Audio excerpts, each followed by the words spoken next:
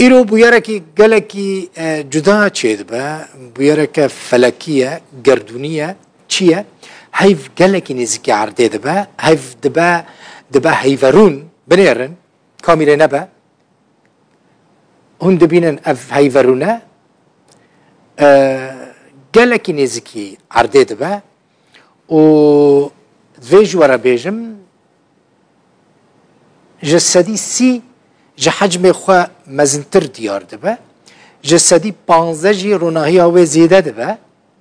هیف دیمن خواه هری جوان دستینه گلکی شینه هون دبینن گلک جوانه یعنی زره تماشاوان اینجا شاکرو جی ده هلبسته که خوده بحثا و هیوه رونیه کریه سترانک هیا ده سترانه ده چود بیجا بنیرن ناوی سترانوی مدده ده بیجا مدد از بحیران من جتره گوت ایشف هیوه رونه شاکرو بحثا و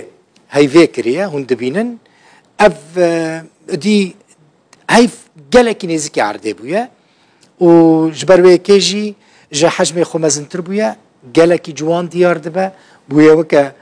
پرتقالکی یعنی از نظرم چاو بیجم لی اوقاس هیف جوان نهاتیه دیتن کم جاران هیف به وی آواهی نزیکی عرده دبه و وی فرما خود دبینه من گوت جسدی 15 رونهی آوه زیده دبه جسدی نابرا 25 و 30 جی جه مزنبونه خو مزنتر دبه یعنی حجم خو مزنتر دبه وی توپه رنگی وی توپه دستینه اون دبینن اف دیوانین روداوی نه کامرا اف کامرای روداوی آتیه کشاندن لایف هب آوایی که زندی اون سر اکرانین روداوی دبینن حز دکم خوش لی تماشا بکن و وی جوانیا هیوه ببینن اف هیوه رونه هیوه رون جی یعنی دی رونایی خواهی هری زیده نها دبینه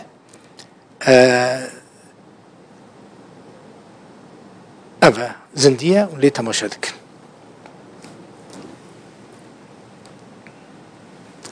خوش بو هم شاکر و آنی بیرا خواه هم گوتنا کت سترانا ویدا سترانا خدا بحثا به هیوه رونه دکیجی ما خواست